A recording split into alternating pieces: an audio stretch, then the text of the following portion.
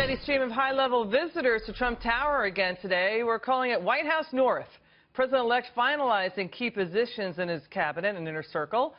With me now, my next guest, he met with the president-elect just this afternoon. He is former presidential candidate Mike Huckabee.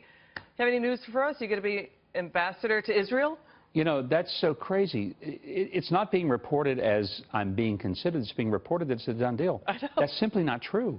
Look, any announcement of anything is going to come from the Trump team. It's not going to come from some leak somewhere. I'm shocked that the media has run with this as if it's a done deal. It's all over the place. Oh, tell me about it. My phone has blown up all day. Congratulations. Mazel tov.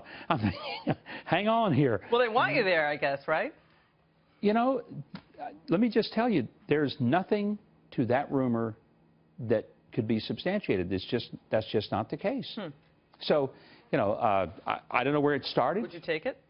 You know, I would only have that discussion with the president-elect, and we've talked about some things. There's some things that I, you know, maybe wouldn't be interested in. I was very clear to him. You know, I'm not angling for a job. I want him to be a great president, but I'm not sure that, you know, that I'm sitting there dying to be a federal employee right now. What did you talk to him about? You know, we talked about some possibilities in the administration. Please don't ask me what they are, because I'm not going to tell you. But, you know, we just discussed some things and whether I would have an interest in it. And some things I just wouldn't have an interest in. It's not that I couldn't do it, but you got to have something that you're passionate about. Yeah, that's true. Because it's heavy lifting, and you have to be able to say, that I would go and give up several years of my life to go do. How many times have you been to Israel, by the way? I've lost track. I've been going for 43 years.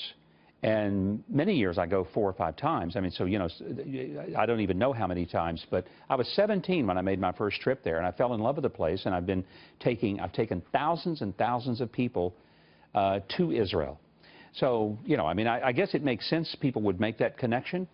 But, you know, there's nothing that has been settled at all about anything, much less that. Well, so, will you break the news on this show? No, I'm kidding. I won't break it. You'll break it. Donald Trump will break the news. Yeah. Thank you for that it's his news to make, by the way. Clarification. Thank you. That's right.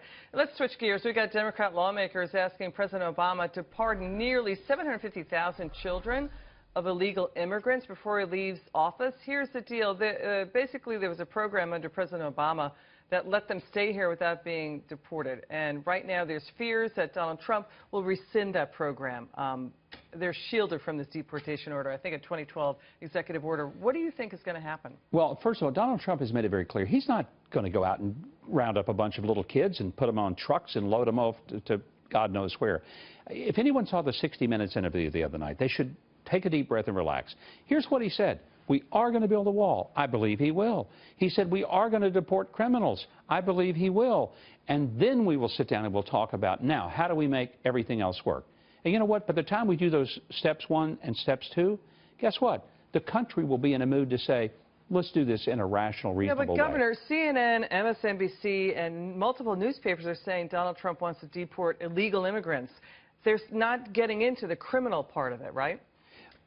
They're completely missing everything Donald Trump has been talking about. And it's making people upset, and that's why there's protests, right? It's why the news media has zero credibility. I mean, they don't have any credibility, and they're making themselves increasingly irrelevant by continuing to say things that they have to know are a fundamental lie. Let's be blunt. It's a lie. They know it's a lie. So they scare people to death. They have college students running for safe rooms and having to pet ponies and, you know, get an ice cream cone because they're so afraid of what might happen. When the truth is, Donald Trump isn't their worst nightmare. In fact, he may be their best hope to get this country back on track so that we are a country where we have a process, we have order, we have a system by which we do things. And what he has talked about is take care of the triage in the right way. Stop the bleeding, get the airway going. That's what you do. And then you deal with the sniffles. So his big tickets, secure the border. Right. Deal with the criminals. Then you deal with the sniffles. Every country deports criminals. Well, most practically, countries right? deport people that aren't criminals. They won't let you in. Try to go to China and say, by the way, I want to use the internet like I want, and by the way, I'm going to bring my own culture, and we're going to make you start giving me all the instructions. And try that. With the American flag. Yeah, burn their flag in Tiananmen Square and light yours up with a big flashlight and say, hey, USA forever. See where that gets you. We'll never hear from you again. Governor, I guess I won't be giving that a try. Governor, thank you so much for your time. Good to see you. And we congratulate you on whatever future. Whatever I don't have. Whatever you're going to be doing, right? All right, Governor, thanks again. Thanks. And happy Thanksgiving if I don't see you.